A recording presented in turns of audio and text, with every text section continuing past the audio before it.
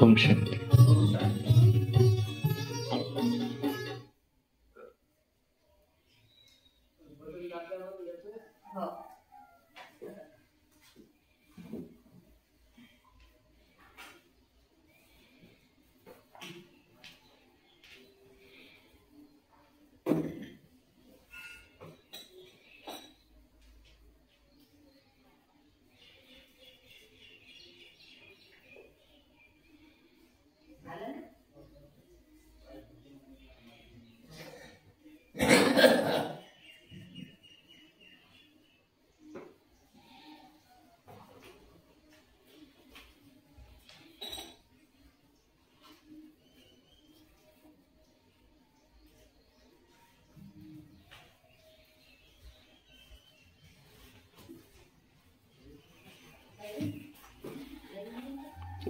ओम शांति। ओम शांति। ओम शांति। वाणी है आज की 6/11/2024 की। सारे मुरली का मीठे बच्चे, बाबा की दृष्टि हद और बेहद से भी पार जाती है। तुम्हें भी हद माना सतयुग और बेहद माना कलयुग से भी पार जाना है। इस दुनिया से पार जाना है। प्रश्न है, ऊंचे से ऊंच ज्ञान रत्नों की धारणा किन बच्चों को अच्छी होती है? उत्तर है, जिनका बुद्धि योग एक बाप के साथ है, जो पवित्र बने हैं, उन्हें इन ज्ञान रत्नों की धारणा अच्छी होगी। इस ज्ञान के लिए बुद्धि रूपी बर्तन शुद्ध चाहिए। उल्टे सुलटे संकल्प बंद हो जाने चाहिए।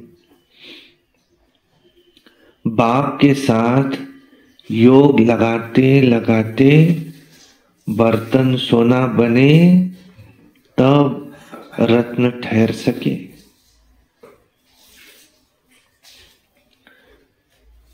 ओम शांति। मीठे मीठे रूहानी बच्चों को रूहानी बाप बैठ रोज रोज समझाते। ये तो समझाया है बच्चों को कि ज्ञान, भक्ति और वैराग्य का ही ये सृष्टि चक्र बना हुआ है। बुद्धि में ये ज्ञान रहना चाहिए। अब तुम बच्चों को हद और बेहद से भी पार जाना है। हद है सतयुग, बेहद है कलयुग। बाप तो हद और बेहद से पार है ना, उसका भी अर्थ समझना चाहिए।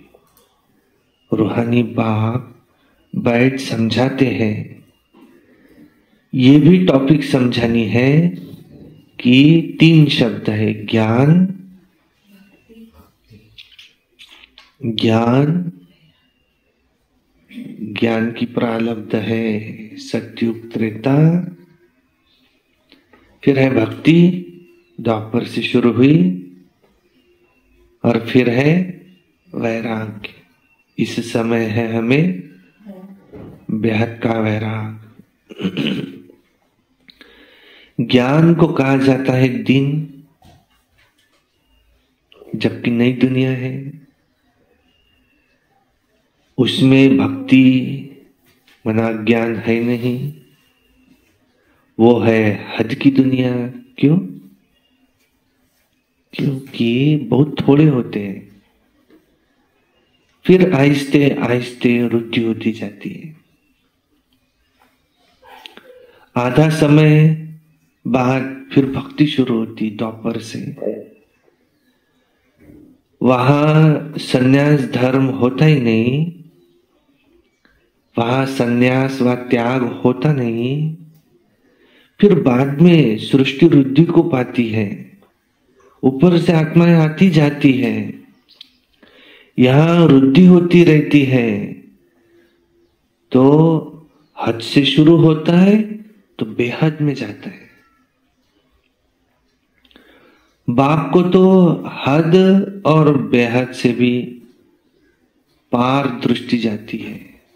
परम धाम में जानते हैं कि हद में कितने थोड़े बच्चे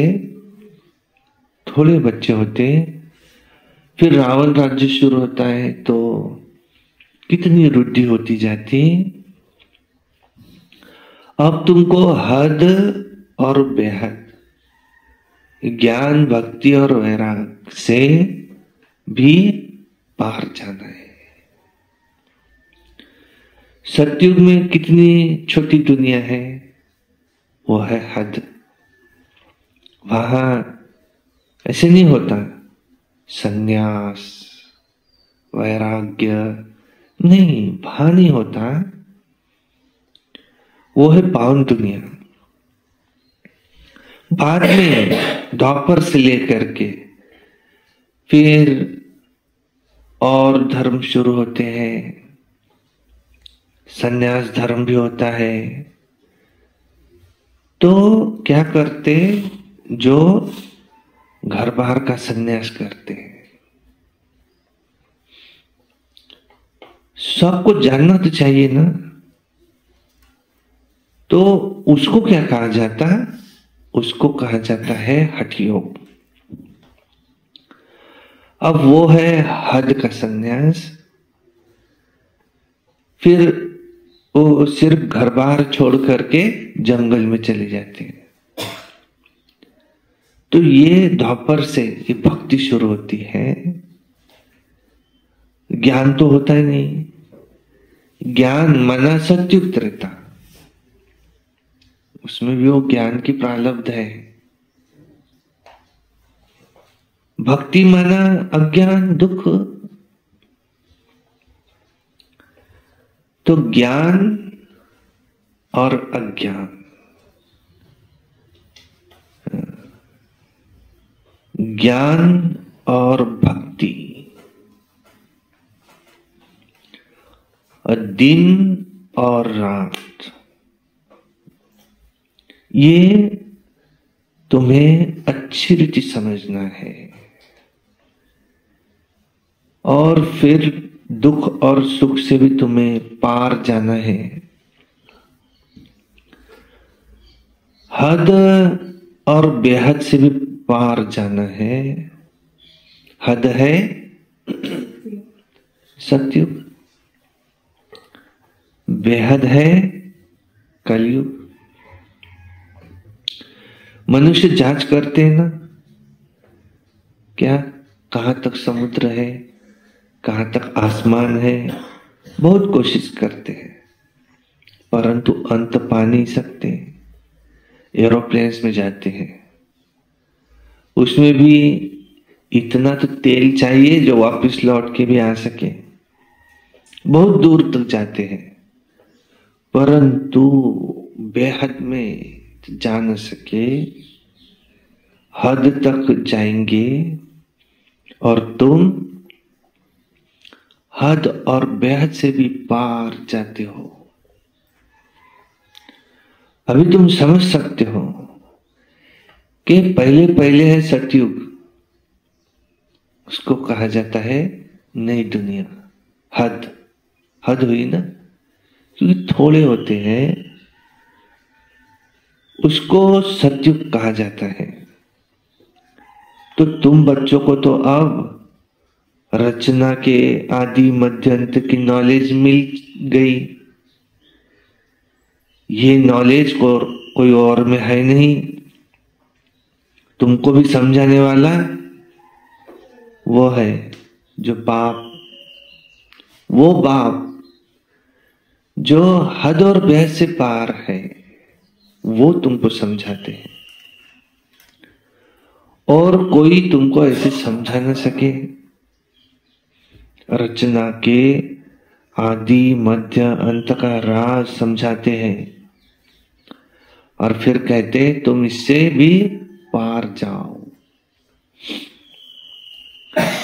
वहां कुछ भी रहता नहीं, कितना भी दूर जाए पर आसमान तो आसमान ही है।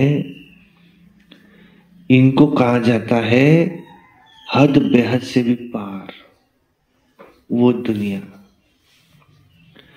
कोई अंत नहीं पा सकता, क्या कहेंगे, बेअंत है। बेअंत कहना तो सहज है, परंतु उसका अर्थ भी समझना चाहिए। बेअंत,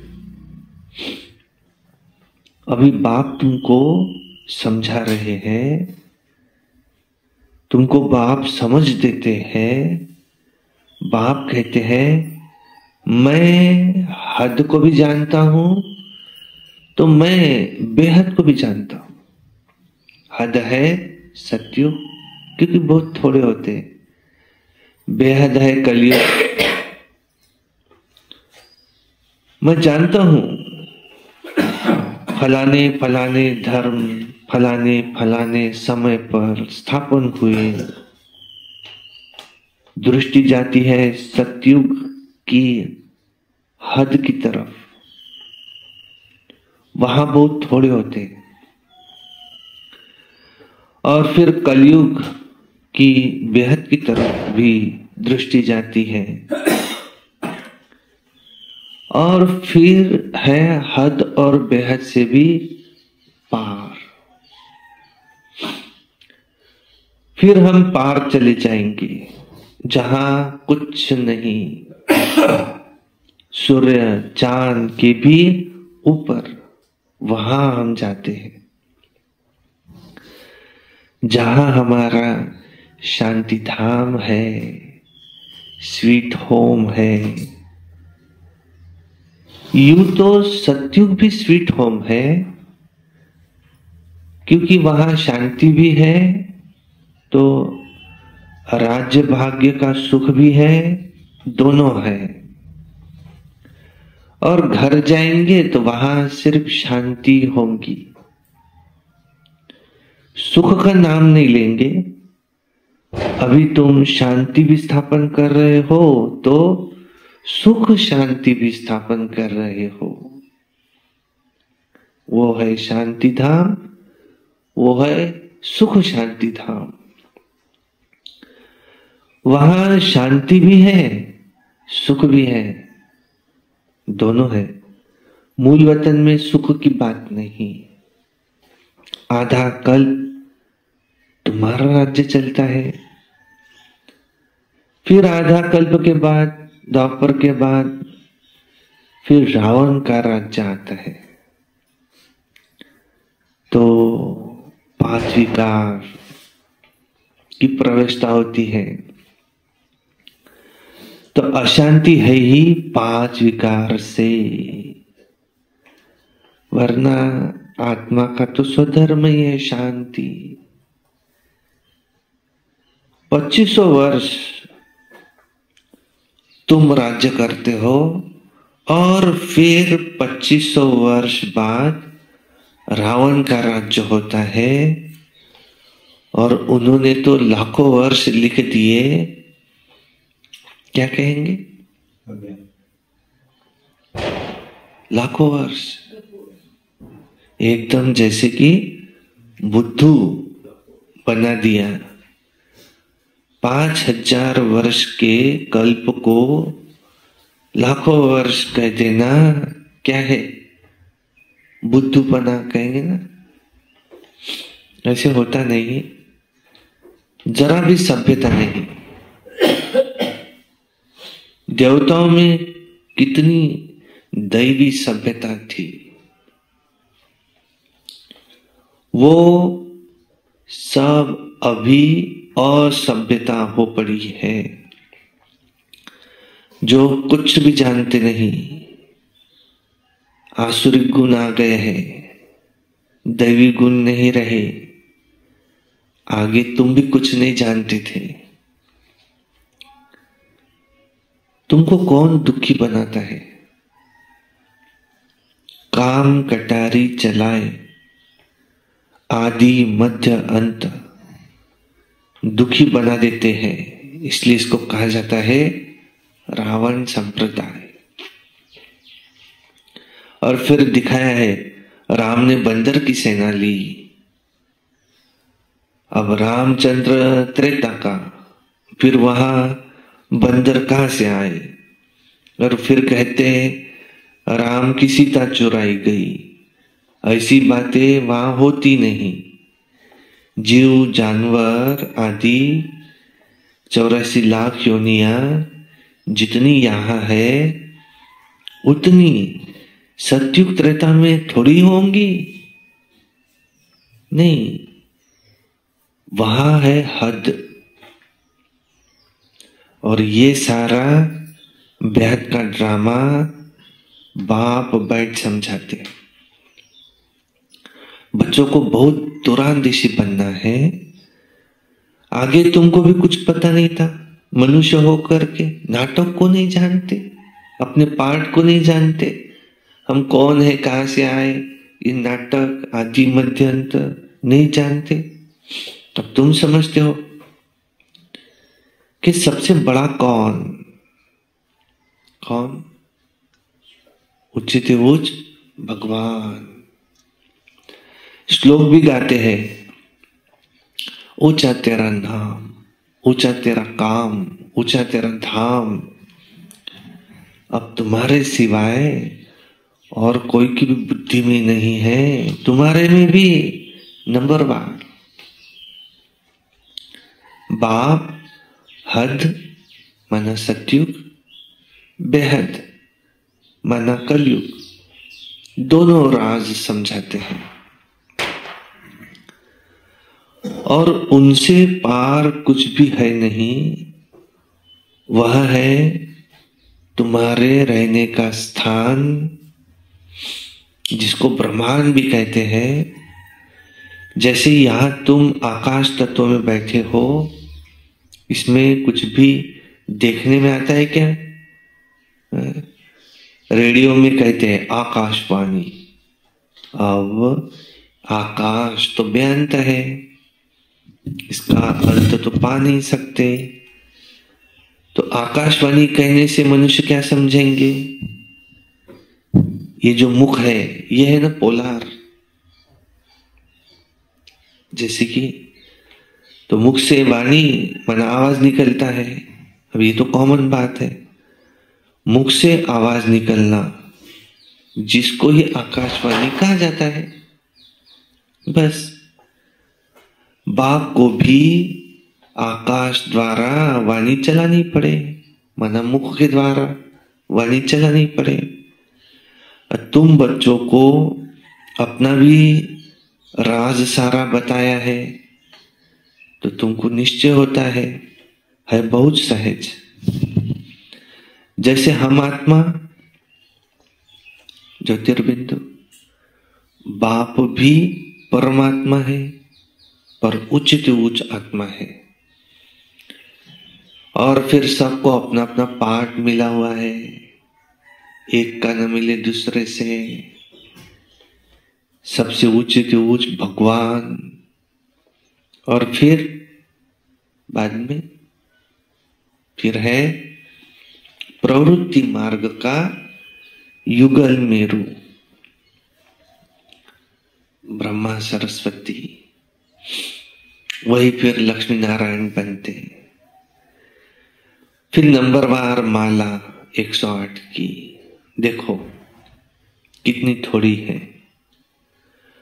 और फिर सृष्टि बढ़ते बढ़ते बढ़ते बढ़ते फिर कितनी बड़ी हो जाती है। इस समय देखो कितने करोड़ दाने, अर्थात यह आत्माओं की माला। तो ये सब है पढ़ाई। बाप जो समझाते उसको अच्छी रीति बुद्धि में धारण करो, समझो। झाड़ की डिटेल तो तुम सुनते ही रहते हो। परमधाम में देखो, बीज है ऊपर में और ये वैरायटी झाड़ है, इसकी आयु कितनी है ये भी तुम जानते हो। झाड़ रुद्धि को पता रहता है, तो सारा दिन बुद्धि में यही याद रहे, सबसे बड़ा झाड़ है ये 5000 वर्ष का, इससे बड़ा तो कोई होता नहीं। लाखों वर्ष की बात नहीं, लाखों वर्ष कहने वाले को बुद्धू कहेंगे।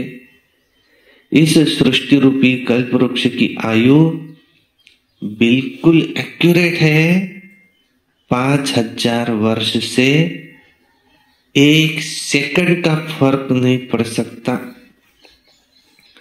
तुम बच्चों को बुद्धि में अब कितनी नॉलेज है, जो अच्छे मजबूत है। मजबूत कब होंगे? मजबूत तब होंगे जब पवित्र हो। इस नॉलेज की धारणा कब होंगी? उसके लिए सोने का बर्तन चाहिए, फिर ऐसा सहज हो जाएगा ना जैसे बाबा के लिए सहज है। फिर तुमको भी कहेंगे तुम भी मास्टर नॉलेजफुल हो, और फिर नंबरवार पुरुषार्थ अनुसार माला का दाना बन जाएंगे। ऐसी ऐसी बातें बाबा के बिगर कोई तुमको समझा न सके, ये आत्मा भी समझा रही है। बाप भी इनके द्वारा, इनके तन के द्वारा समझाते हैं, न कि देवताओं के शरीर से समझाते हैं। बाप एक ही बार आकर गुरु बनते हैं और फिर बाप को ही ये पाठ बजाना है। हर 5000 वर्ष के बाद आकर के फिर पाठ बजाएंगे। बाप समझाते उचित ऊंच मैं हूं। फिर है मेरू, जो आदि में महाराजा महारानी बनते हैं, लक्ष्मी नारायण, और फिर जाकर अंत में आदि देव आदि देवी बनते हैं, ब्रह्मा सरस्वती। ये सारा ज्ञान तुम्हारी बुद्धि में है। तुम कहां भी समझाओ तो वंडर खाएंगे, समझेंगे। ये तो ठीक बताते हैं कि परमात्मा मनुष्य सृष्टि का बीज रूप है, नॉलेजफुल है, और वही नॉलेजफुल है, वो बीज रूप ही नॉलेजफुल है। उसके बिगर और कोई ये नॉलेज दे न सके। ये सब बातें धारणा करनी है, परंतु बच्चों में धारणा होती नहीं है। बहुत सिंपल, कोई मुश्किलात नहीं। एक तो हज की यात्रा चाहिए इसमें, जो फिर पवित्र बर्तन में ये रत्न ठहरे। ये उचित ऊंचा रत्न है। बाबा भी जवारी था, बहुत अच्छा हीरा मानिक आदि आता था ना, तो चांदी की डिब्बी में, कापूस आदि में अच्छी रीति रखते थे। जो कोई भी देखे तो कहेंगे कि ये बड़ी फर्स्ट क्लास चीज दिख रही है। तो ये भी ऐसे ही है। ये ज्ञान रत्न जिस डिब्बी में रखना है, सोने का बर्तन चाहिए। अच्छी चीज कहाँ रखते हैं? हमेशा अच्छे बर्तन में शोभती है। ये तुम्हारे कान सुनते हैं, फिर इसमें धारणा होती है, अब पवित्र होगा, बुद्धि योग एक भाव से होगा तो धारणा भी अच्छी होंगी, और पवित्र नहीं होगा तो सब निकल जाएगा। आत्मा कितनी छोटी है, उसमें कितना सारा ज्ञान भरा हुआ है, तो कितना अच्छा शुद्ध बर्तन चाहिए। शुद्ध बर्तन माना कोई संकल्प न उठे, उल्टे सुलटे संकल्प सब बंद हो जाने चाहिए। सब तरफ से तुम्हें बुद्धि का योग हटाना है। एक मेरे साथ योग लगाते लगाते बर्तन सोना बना तो रत्न ठहर सके। फिर दूसरों को दान करते रहेंगे। भारत को महादानी माना जाता है ना।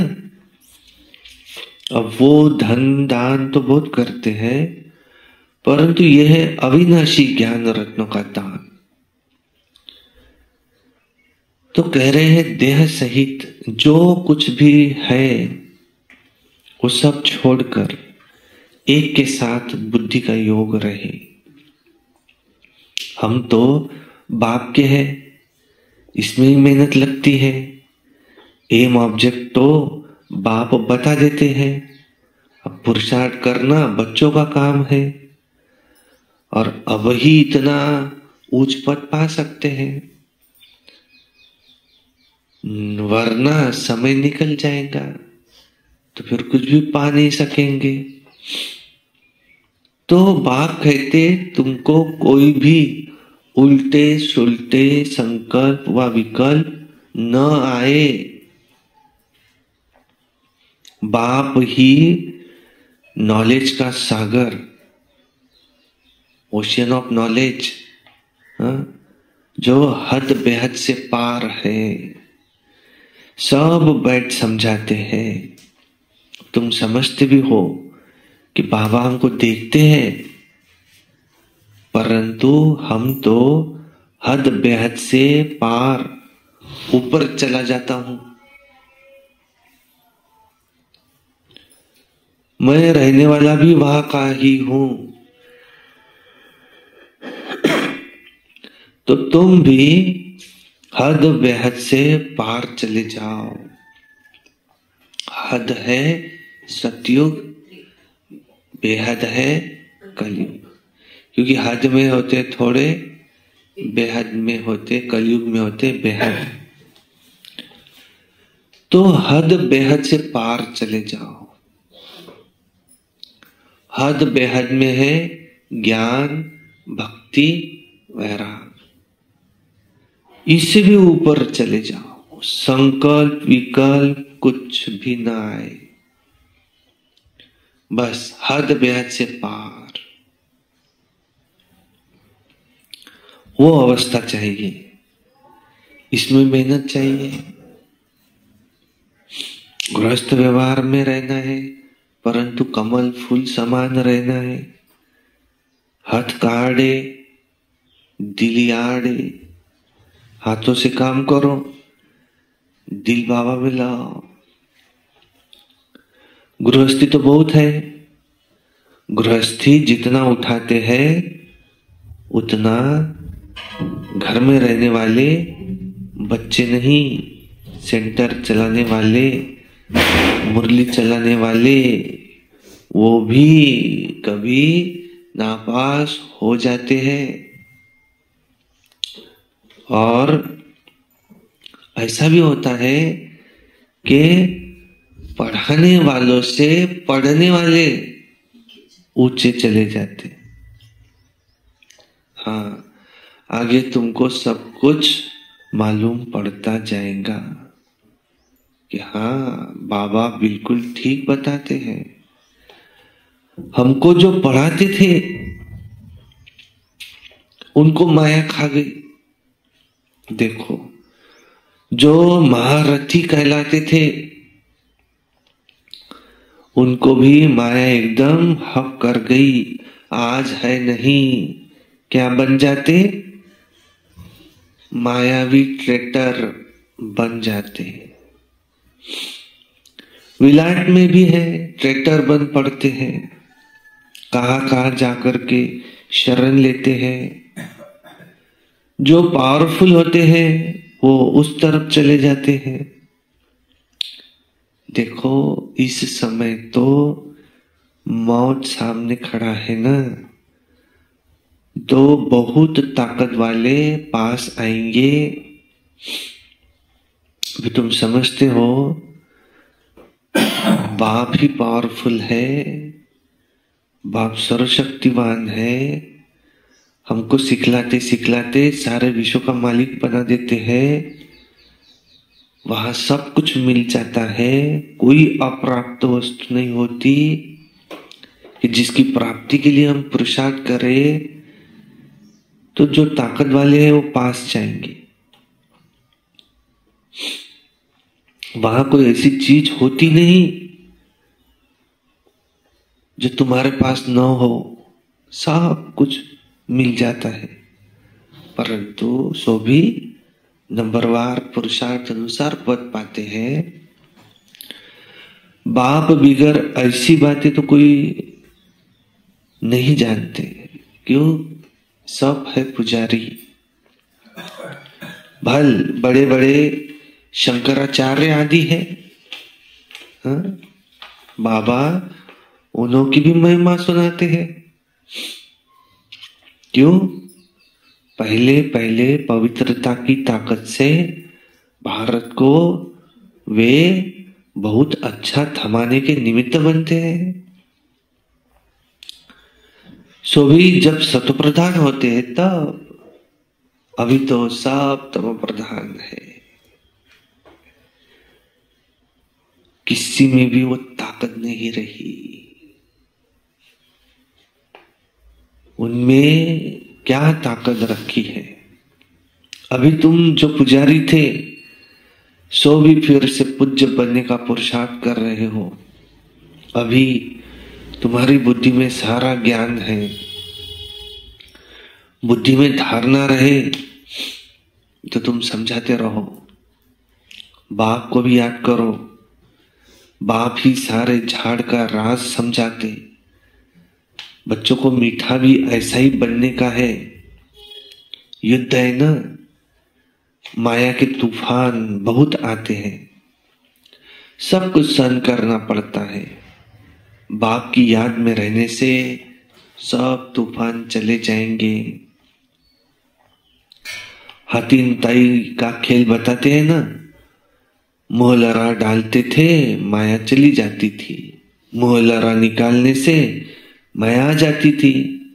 छुई मुई होती है ना, हाथ लगाओ तो मुरझा जाते। तो ये है माया का खेल। माया बड़ी तीखी है, इतना ऊंच पढ़ाई पढ़ते पढ़ते और बैठे बैठे गिरा देती है। इसलिए बाप समझाते रहते, बच्चे अपने को भाई भाई समझो, तो फिर तुम हद और बेहद से बाहर चले जाएंगे। शरीर ही नहीं तो फिर दृष्टि जाए कहां जाएंगी? इतनी मेहनत करनी है।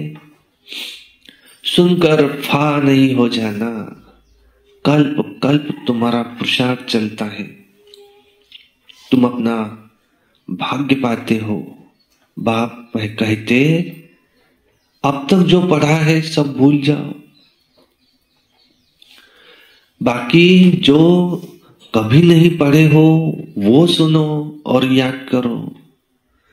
उसको ही कहा जाता है, उनको कहा जाता है भक्ति मार्ग।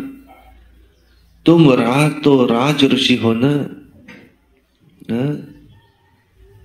जटाएं खुली हो और फिर मुरली चलाओ। दादियों को देखा ना, ऐसे मुरली पढ़ने आती थी तो ऐसे बाल खुले रहते थे और मुरली चलाते थे। इसको कहा जाता है तुम हो राज ऋषि। साधु संत आदि जो कुछ सुनाते हैं वो सब क्या है? कह रहे हैं मनुष्यों की मुरली, वो भी मुरली, और ये है बेहद के बाप की मुरली। ये वर्तमान पत्र क्या है? रावण की मुरली। सत्युग त्रेता में तो ज्ञान के मुरली की दरकार ही नहीं रहती, वहां न ज्ञान की न भक्ति की दरकार है। ये ज्ञान तुमको अभी मिलता है इस संगम युग पर, और बाप ही देने वाला है। समझा? क्या समझा? ये ज्ञान बाप ही देते। और क्या समझा?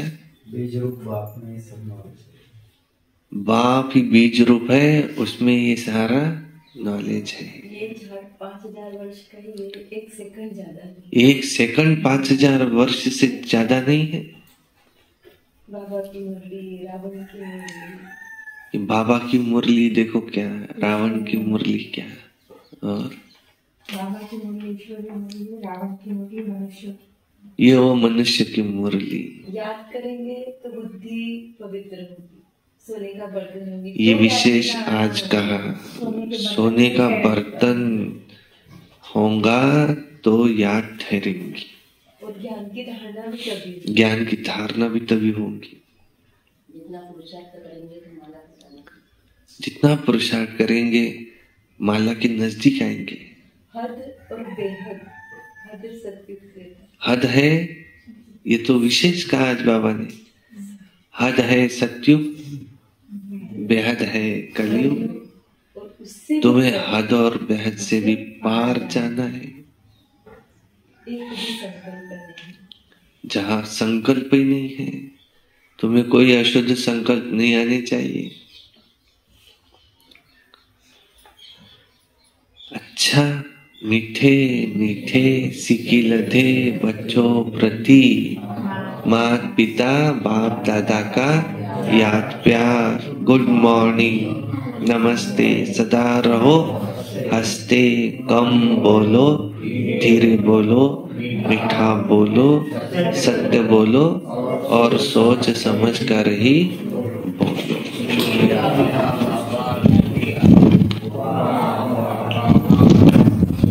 वाह ड्रामा, वाह वाह मेरा भाग्य, वाह वाह ब्राह्मण परिवार, वाह मैं बाबा का, बाबा मेरा।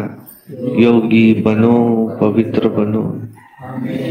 रोज अमृत वेला करना है, रोज प्रातः मुरली सुनना है, सारा दिन याद में रहकर निमित्त बन सर्विस करना है, सायंकाली 6:30 से 7:30 योग करना है, रात्रि सोने से पहले याद का चार्ट लिखना है, कभी क्रोध नहीं, सदा प्रसन्न चित्त रहे। एक अव्यक्त वाणी पढ़नी है, रोज एक क्लास सुनना है। ये वर्ष हमको मुक्ति वर्ष मनाना। इस गांव के मेन गेट से अच्छी दुकानें भी हट जाए, ये भी संकल्प है। और हॉल का उद्घाटन भी हमें बड़ी धूमधाम से करना है। ऐसा हॉल होगा कि लोग स्पेशल देखने के लिए आएंगे। बहुत बढ़िया। इसमें बैठने के बाद में मुरली सुनने का मजा ही कुछ और है, उससे भी बढ़िया। पहली हॉल इतना बढ़िया, और उस हॉल में मुरली चले तो फिर तो क्या देखना। बाबा का प्लानिंग है आने वालों के लिए, बाबा चाहते हैं ऐसे बैठे रहे। और फिर पीछे उनको किचन, और एक नया संकल्प आया था कि एक गाय रखेंगे पीछे, जिसकी खूब सेवा करेंगे, और फिर उसका प्रसन्नता से जो दूध देंगे वो दूध लेंगे। और फिर सामने कंपाउंड वॉल और सामने सरस्वती भवन, भी बन जाएगा, गांव गांव में जाकर के सेवाएं भी हमको करनी है। ये हमारे शुभ संकल्प है, क्योंकि आगे का समय है प्रत्यक्षता। बताते हैं ऐसा, सबको पता चल जाएगा कि भगवान धरती पे आया हुआ है, लेकिन वो पूरा ज्ञान नहीं समझ पाएगा। उस समय एक ही बात समझेगा, मन मना भाव। और इतनी भीड़ होंगी यहाँ पर, क्योंकि पहले दिन जब मैं यहाँ आया था तो बोले एक प्लॉट घेऊन घे म्हणे शेवटचा। म्हटलं हे काही घर नाही आहे, आज तुम्ही आज नका पाहू, कारण पुढे बसायला जागा नाही राहणार, तर मला 4 प्लॉट लागतील। तो उस समय 4 लिए। एक बार बीच में भी कहा था कि ये 5वां भी दे देना था, तो बोले अब वो भाव में नहीं देता, हो गया। पहले दिन जो ठहरा था तो ऐसा लगा उस समय 5 मांग लेता तो 5 हो जाते थे, लेकिन 4 का बोला तो 4 हो गए। तो ड्रामा अनुसार 4 ही कल्याणकारी थे। लेकिन ऐसा भी सीन दिखता है कि हॉल में क्लास शुरू है और ये रास्ते पे लोग बैठे हैं, अंदर बैठ नहीं सकते, वहां से भोंगे में जो सुन रहे हैं कि क्या है, भगवान आया था। और ये वो जैसे हम देखते ना दादियाँ कितनी भाग्यशाली, वैसे ये लोग देखेंगे कितने भाग्यशाली, इन्होंने तो 30-30, 35-35 वर्ष भगवान की पालना लिए हुए हैं। तो ब्रह्मा बाबा मम्मा ने शुरू के 35 वर्ष 30 वर्ष पालना लिए, हमने आखिरी के 35 वर्ष लिए। हम भी कोई कम क्यों समझे अपने आप? सबका ही पार्ट शुरू का रहेगा तो अंत का भी तो कोई किसी का पार्ट लगेगा। 100 वर्ष का संगम युग है तो हर एक का पार्ट अपने अपने जगह विशेष है। बस तो मैं तो लक्की सितारा हूं, भगवान ने मुझे चुना है। जो वो कहता है मेरी श्रीमत पर चलो, मुझे श्रीमत पर चलना है।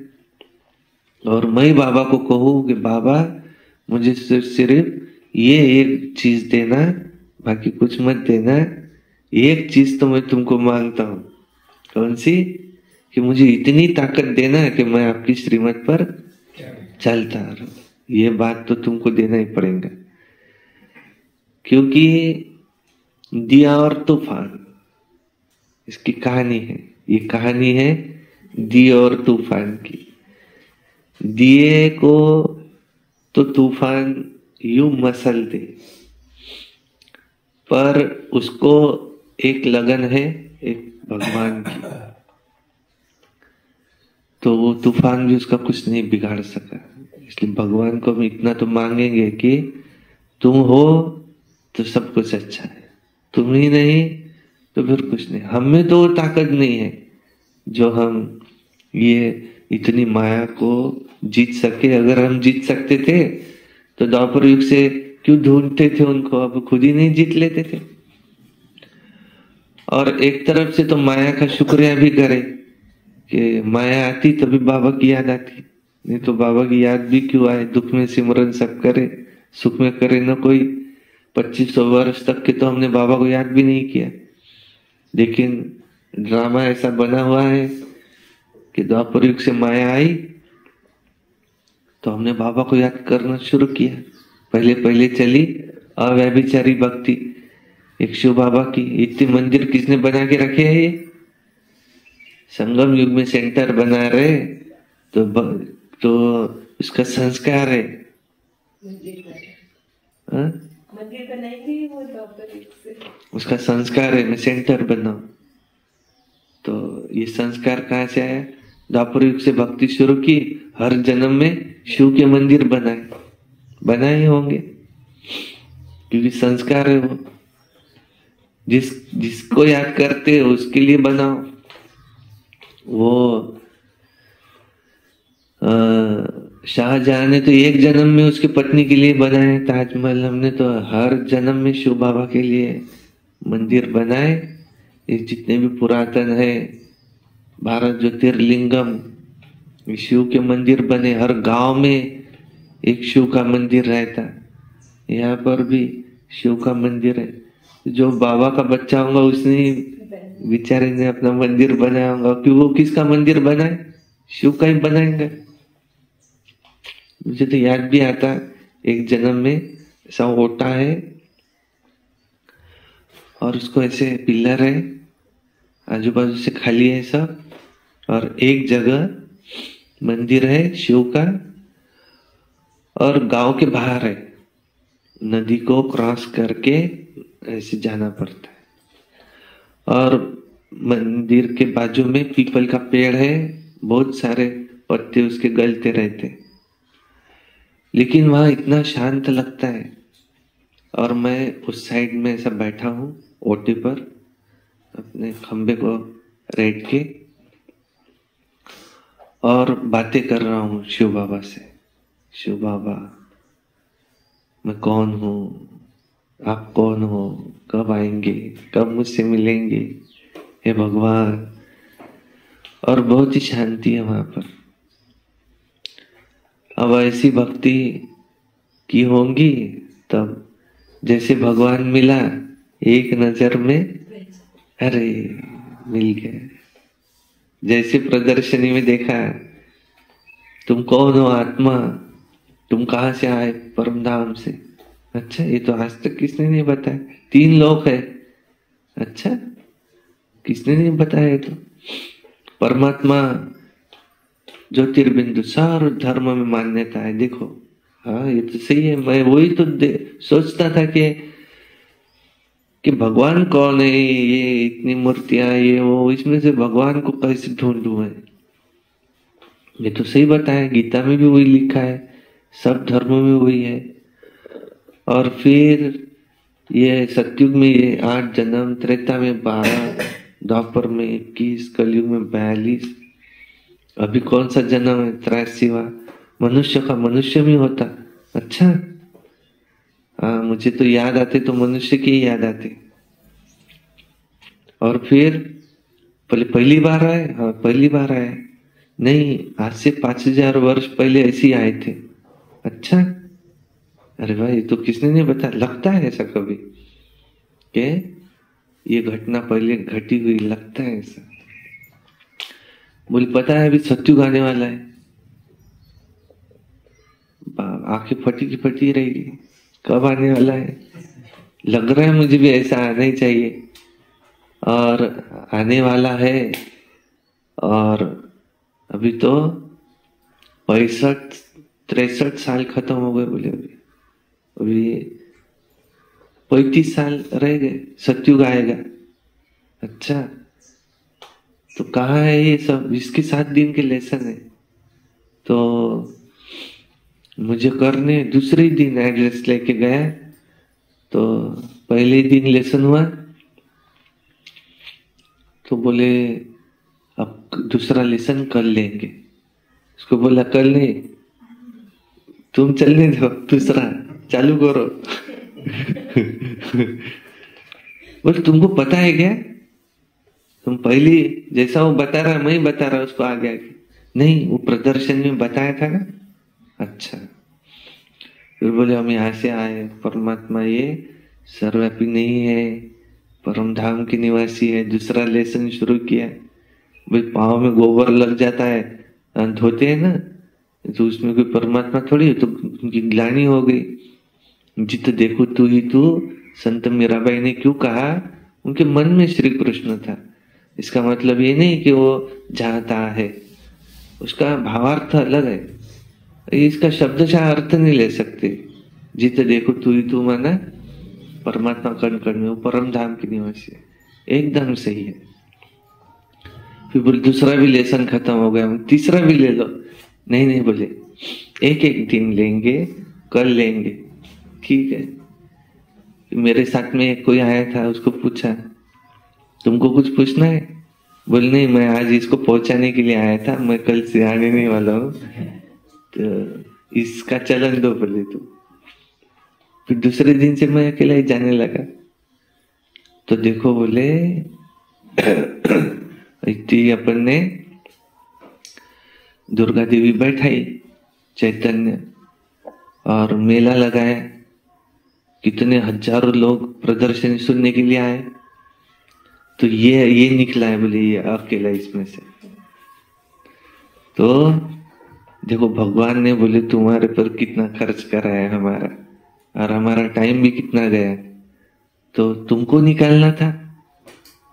अरे वाह, तो अब मुझे तो यही करना है।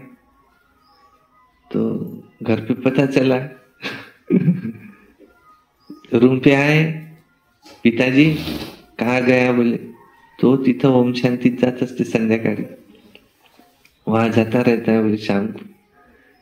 वो वहां आए सेंटर पे, वहां से लेके गए रूम पे, 1 घंटा समझाया मुझे, तू कहाँ भी जा लेकिन वहां मत जा, वो छोड़ के कहाँ भी जा। अरे वो जो शादी नहीं करते लाएंगा आप वो शादी नहीं करते बोले उसमें, वो अपने वहां सगने सर, वो मेरे को सब मालूम है बोले उसमें का। तो अपनी घर में बहुत है करने के लिए, तो पढ़ना बोले सुंदरकांड, ये मंत्र है बड़ा, हरे राम राम राम हरे हरे, हरे कृष्ण कृष्ण कृष्ण हरे हरे, जपते रहना बोले, सब इच्छाएं पूरी होती इसमें। पर मैंने कहा मुझे इच्छाएं पूरी करके क्या करूंगा, मुझे ज्ञान चाहिए। और ये बात अगर है ब्रह्मचारी रहना है, तो मुझे तो बहुत अच्छा लग रहा है, तो ये तो और अच्छा। तो पूछा दूसरे दिन, क्यों इसमें ब्रह्मचारी रहना जरूरी है क्या? नहीं बोले ऐसा कुछ नहीं। फिर कुछ दिन बाद पता चला ऐसे ही है। फिर उसको पूछा कि क्यों अतुल भाई, तुम तो बोल रहे थे कि जरूरी नहीं है। नहीं नया कोई आता है ना बोले घबरा जाता है, इसलिए पहले नहीं बोलते। पर मैंने बोला मुझे वही बात अच्छी लगी थी, तुमने जैसे बोला ना खास लगा कुछ। तो मुझे पहले से ऐसा लगता है कि ऐसा काम करो विशेष हो, कोई करने लायक हो, जो कोई नहीं कर सकता। शादी तो सभी कर रहे, इसको छोड़ ही दे, उसमें ही सुख है। कहा हो दुनिया में थोड़ा रहो, दुनिया में थोड़ा रहो, इधर क्या सुख है उसमें? थोड़ा ये भी करो, थोड़ा वो भी करो, उससे संन्यास। एक ही धुन वाला पहले से स्वभाव है। एक चीज पकड़ी ना बस अब उसको पकड़ के रखो। कुछ कोई एक काम दो हमारे को तुम, बस अब हम लगे, अब पूरी दुनिया एक तरफ, ये काम एक तरफ। अब इसमें पता चला सबसे ऊंची स्टेज कौन सी है, बोल माउंट आबू में जो समर्पित भाई हो जाते हैं उनकी तरफ ऐसे देखते दृष्टि से, वाह ये है भाई, देखो घर-द्वार छोड़ के आया माउंट आबू में, यहाँ हुआ समर्पित। मुझे भी ऐसा माउंट आबू में समर्पित होना है। फिर बीएससी फाइनल ईयर का पेपर, अब 2 दिन बाद पेपर होने वाला है, छुट्टी थी, घर पे आया हुआ था। पिताजी को बोलने की तो हिम्मत नहीं, पत्र लिखा, उसे बोला कि अब मेरा आखिरी का पेपर है और मैं पास भी हो जाता, मुझे पता है, पर अब आगे मुझे पढ़ना नहीं है, आप मुझे छोड़ दो और मैं मधुबन जाता, मैं मेरा कुछ भी करूं, मैं आपको पैसा 1 पैसा भी मांगूंगा नहीं, मुझे मुक्त कर दो चारों बंधनों से मुक्त है, तुमको जो करना है करो। तो पिताजी को दे दिया। फिर पेपर से आए बाद में पूछा कि भाई मेरा पत्र पढ़ा था क्या? वे कुछ तो भी पागल जैसा है बोले मस्तक में फर्क पड़ गया बोले बहु पहले एजुकेशन हो जाएंगे पूरा, न इधर के रहेंगे न उधर के रहेंगे।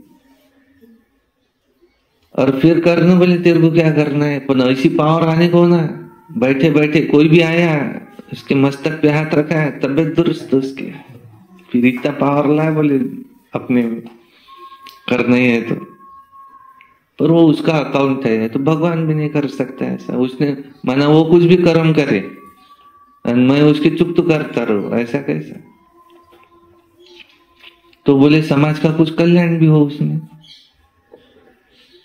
तो बीएससी हो गए, एमएससी हो गए, फिर बीएड हो गए, और फिर अब नहीं रुक सकते, तो हम चले गए दोनों दिल्ली। और फिर वहां से अब हमको चाहते नहीं, अब हमको ये अच्छा लग रहा, बोले तू 10 दिन के लिए आजा सिर्फ, बस 10 दिन में, वो 10 दिन में तो जॉब लगा मुझे। इधर आया तो तैयारी था, अब उनको बोलता था मैं मुझे ये करना नहीं है, तो पर बाबा के माइंड में प्लान था वो नहीं करेगा तो फिर इनका क्या होगा, ये इनका क्या, आप लोगों का क्या होता था, कोई दूसरा आता था बाबा का परिचय देने के लिए। तो किसी को तो बाबा को चुनना था ना, इसलिए बाबा ने ऐसा सब ड्रामा रचा। अच्छा, तो धारणा के लिए मुख्य सार नंबर 1, बुद्धि में ज्ञान रत्नों को धारण कर दान करना है। बुद्धि में ज्ञान रत्नों को धारण कर दान करना है। फिर यहां आते से ही पता है, यहाँ आया वहां से फिर वो प्रवीण भाई और मैं हम गए माउंट आबू, दोनों बाबा का अवतरण शुरू। फिर बहुत देर मिलते थे बाबा, फिर वो स्टेज पे मिल रहे, मैं और प्रवीण भाई चलो राउंड मार के आते। थोड़ा राउंड मारने के लिए निकले, लाइन लगी थी डायमंड हॉल के पीछे। पूछा है काय की लाइन है, बोले बाबा से मिलते स्टेज पे, एक दूसरे के से बात की है, क्यों चलते क्या अपन भी मिल लेंगे, चलो बाबा से मिलने मिलता स्टेज पे। लाइन में लग गए दोनों। तो उसने पूछा रिबिन कहाँ है तुम्हारी, बोला हमारे पास तो कोई रिबिन नहीं है। बोले तुम बाजू में हो जाओ, उनको जाने दो आगे। उसको बहुत रिक्वेस्ट किया, यार हमको बाबा से मिलने देना, हमारी बहुत इच्छा हो गई। लाइन में लग गए ना, बोले मैं छोड़ दूंगा, सामने 4 गेट है, जिद नहीं करो, बाजू में हो जाओ। फिर दिवाकर भाई मिले, हमको बाबा से मिलना है। उन्होंने बताया रास्ता बताया। फिर बोले अभी तो नहीं मिल सकते, पर अगले साल मिल सकते हैं, अभी तो नहीं, अभी तो मिल ही नहीं सकते, अब तो गया हूं। फिर राजेश भाई मिले, राजेश भाई बोले देखो पीछे बैठना सबसे अच्छा, बाबा की नजर कहाँ जाती, सबसे पहले जो पीछे बैठे, सामने वाले पे नहीं जाती। देखो मैं कहाँ बैठा हूं, पीछे। तो बोला ये कुछ समझ नहीं रहे। फिर खिड़की में से देखा, डिस्कशन चालू था, ये डायमंड हॉल के बाहर वो जो ऐसे वरांडा है ना, वहां बातचीत चालू। फिर देखा खिड़की में से एक भाई सीढ़ी का उद्घाटन कर रहे, बाबा की सीढ़ी का गीतों का उद्घाटन चालू है। तब संकल्प आया, अगले साल सीढ़ी बनाऊंगा, बाबा तुमको स्टेज पे तो मिलूंगा ही। तो उधर से आके फिर धुन लग गई, बस हर शनिवार रविवार वर्धा, वहां जाके वो सीढ़ी बनाना। 1 साल लगा, 90,000 खर्चा है, इधर उधर से कैसे जोड़ जाड़ के, तब तो मुझे पगार भी शुरू नहीं हुआ था। सीढ़ी का उद्घाटन हुआ, बाबा से स्टेज पे मिलना हुआ, हाथों में हाथ भी मिलाना हुआ, वरदान भी ऐसा भी किया। बहुत देर तक के सीता दीदी ने सीढ़ी दिया, मैं तो सिर्फ देख ही रहा था, वो क्या शुरू है कुछ भी पता नहीं, बस कंटिन्यू देख ही रहा बाबा की तरफ। वो इधर सीता दीदी से क्या शुरू है, वो बीच में मेरी तरफ भी देखते थे। तो सीता दीदी ने सीढ़ी दिया और बाबा ने क्या किया, वो सीढ़ी मेरे हाथ में दिया लेके। तो और कब दिया क्या दिया वो भी मुझे कुछ भी याद नहीं। फिर बाद में दीदी ने कहा कि आपको बोली सीढ़ी दिया था, बाबा ने गिफ्ट दिया। तो बाद में समझा, वो वीडियो की क्लिप भी रखी थी मैंने अभी, वो क्या पता कहाँ आ गई, फोटो है ये। फिर वहां से आई तो और धुन, दूसरी सीढ़ी बनाना, बाबा से अगली बार स्टेज पे मिलना, बस एक ही धुन। 7 साल चला है, 7 साल। 2007 को पहली सीढ़ी, 2014 की आखिरी की सीढ़ी। फिर आखिरी की सीढ़ी के समय बोले अब बाबा से मिल नहीं सकते क्योंकि वो तबीयत अच्छी नहीं रहती, किसी से ही नहीं मिलते बोले, और उद्घाटन भी नहीं करते कोई सीढ़ी का। वो मुरली चलती, भोग लगाया कि गीत बज जाता, आप दृष्टि हुई देते रहो बाबा, और बाबा चले जाते। तो आपने दूसरे किसी के हाथ से उद्घाटन कर लेना। तो दूसरे किसी के हाथ से उद्घाटन चालू है स्टेज पे किसी क्लास में, और मैं गया भी नहीं स्टेज पे। वो एक बहन थी दूसरी जिसने गीत गाया था उसमें, उसको बोला तुम ही जाओ स्टेज पे, और दूसरे साल से सीढ़ी बनाना बंद, क्योंकि बाबा ही नहीं मिलते तो सीढ़ी क्या बनाएंगे। जिसके लिए अपन बना रहे थे, अपना उद्देश्य वो था बाबा से मिलना, क्योंकि वो आराम से मिलते आता था वहां। सीढ़ी रही, उद्घाटन ये वो आराम से, और वैसे गए तो बस सामने से चले जाओ, ऐसा था। फिर वो हुआ, फिर योद्धा का शुरू हुआ।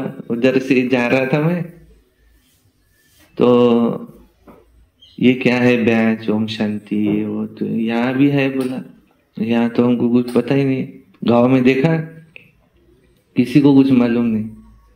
बस फिर दूसरी धुन लग गई कि पहले घर पे ही चलती थी गीता पाठशाला, सूरज भाई जी ने उद्घाटन कर रहा था उसका 2011 में, और फिर ये धुन लग गई, यहाँ हमको गीता पाठशाला बनाना है। अपना गांव है, जन्मभूमि है, चलो गांव के लिए भी कुछ करेंगे। तो जगह लेके फिर फरवरी 2017 में इसका भी उद्घाटन हो गया। फिर रोज यहाँ मुरली पढ़ना, पहला 1.5 महीना 45 दिन पूरा याद है मुझे, एक भी नहीं सामने, बस मुरली लेना, ऐसे नहा धो के अपने ये कपड़ों में बैठना, मुरली लेना, और एक एक समझा के देना, ऐसा इमेजिन करके कि बहुत लोग बैठे सुन रहे। और 1.5 महीने के बाद में फिर बेले गुरुजी मिले, आते जाओ, वो भी आने लगे एक, फिर उनके साथ एक देशमुख वो आने लगे। फिर ऐसे धीरे धीरे बढ़ते बढ़ते देखो आज इतने हो गए, 30 हो गए, अब 30 के 300 होंगे, 300 के 3000 होंगे, आगे माएंगे नहीं हो। और वो कुछ हो ना हो, लेकिन अपने को कितनी खुशी है उसकी,